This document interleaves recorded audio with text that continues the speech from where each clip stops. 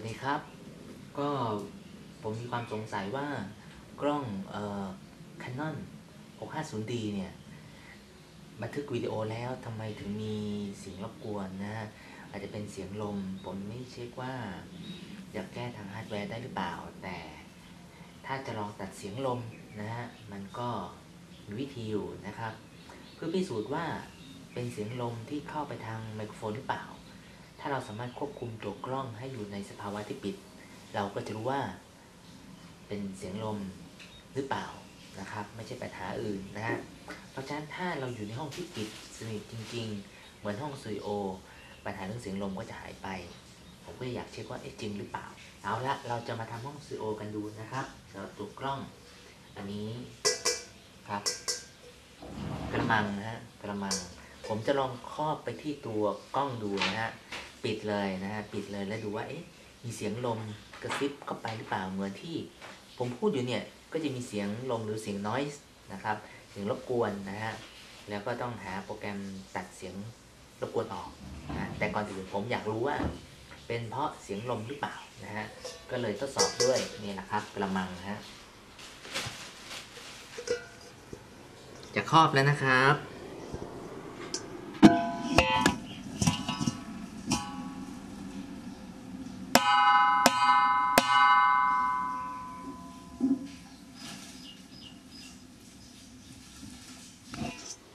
โอเคครอบไปแล้วประมาณ5วินาทีนะครับไม่รู้ว่าเสียงลมหายหรือเปล่าเดี๋ยวมาพิสูจน์กันดูนะครับมาดูคลิปนั่นแหละนะครับว่าเสียงลมหายไปหรือเปล่าสวัสดีครับ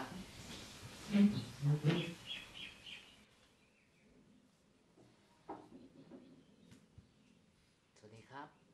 ก็ผมมีความสงสัยว่ากล้องCanon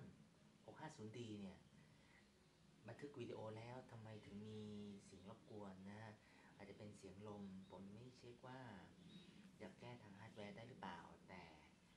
ถ้าจะลองตัดเสียงลมนะฮะมันก็มีวิธีอยู่นะครับเพื่อพิสูจน์ว่าเป็นเสียงลมที่เข้าไปทางไมโครโฟนหรือเปล่าถ้าเราสามารถควบคุมตัวกล้องให้อยู่ในสภาวะที่ปิดเราก็จะรู้ว่าเป็นเสียงลมหรือเปล่านะครับไม่ใช่ปัญหาอื่นนะฮะเพราะฉะนั้นถ้าเราอยู่ในห้องที่ปิดสนิทจริงๆเหมือนห้องสตูดิโอปัญหาเรื่องเสียงลมก็จะหายไปผมก็อยากเช็คว่าจริงหรือเปล่าเอาละเราจะมาทำห้องสตูดิโอกันดูนะครับสำหรับตัวกล้องอันนี้ครับกระมังนะฮะกระมังผมจะลองครอบไปที่ตัวกล้องดูนะฮะปิดเลยนะฮะปิดเลยแล้วดูว่ามีเสียงลมกระซิบเข้าไปหรือเปล่าเหมือนที่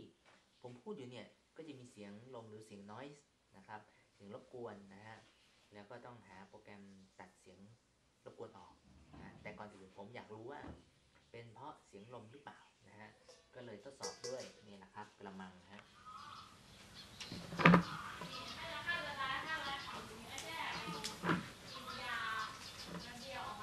สวัสดีครับพอดีเมื่อเช้าผมทดสอบนะฮะทดสอบว่าไมโครโฟนจากตัวกล้อง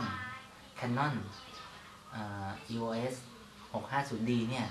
เวลารับเสียงแล้วมันมีเสียงรบกวนเลยสงสัยว่าเป็นเพราะเสียงจากภายนอกเข้าไปหรือเปล่าถ้าเสียงจากภายนอกเข้าไปต่อไปถ้าเราสามารถทำในห้องสตูดิโอที่เป็นห้องปิดได้เราก็จะไม่มีเสียงเข้ามารบกวนแต่ผมก็สงสัยว่าจริงหรือเปล่าว่ามันเป็นเสียงที่เกิดจากเสียงภายนอกเข้าไปในกล้องหรือเสียงที่ตัวกล้องเองมีความสามารถในการรับเสียงได้เร็วมากจนกระทั่งมันรับเสียงแบบนี้เข้าไปด้วยคือเสียงรบกวนเนี่ยนะครับเสียงลมมันนะฮะที่เขาว่าผมก็เลยจะใช้คุฮะเมื่อเช้าผมใช้กระมังแต่เป็นกระมังสังกะสีเลยไม่แน่ใจว่ามันเก็บได้แล้วก็เมื่อเช้ามันมีรูนะมีรูนิดนึงนะครับก็เลยสงสัยรูลอดเข้าไปหรือเปล่าวันนี้ผมเลยวางตัวกล้องเอาไว้บนโซฟาผ้าพื้นเป็นผ้าเป็นฉนวนนะฮะที่เสียงไม่สามารถที่จะสะท้อนได้ส่วนตัวนี้ก็เป็นพลาสติกไม่เสียงมันจะไม่ค่อยเยอะนะแล้วก็วางแนบลงไปทำให้จะเป็นการจำลองสภาวะที่ปิดนะฮะมาดูกันนะครับว่าจะมีเสียงรบกวนหรือเปล่านะครับ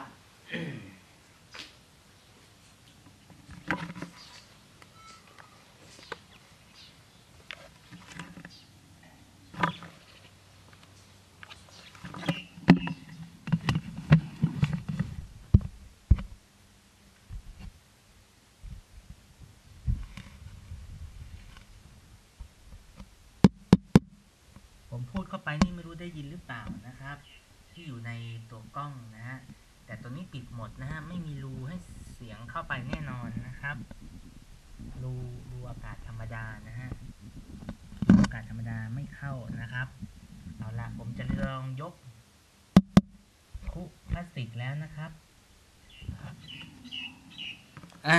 ตอนนี้ไม่รู้เสียงเข้าไปเป็นยังไงบ้างนะครับก็เท่านี้ก่อนนะครับสวัสดีครับ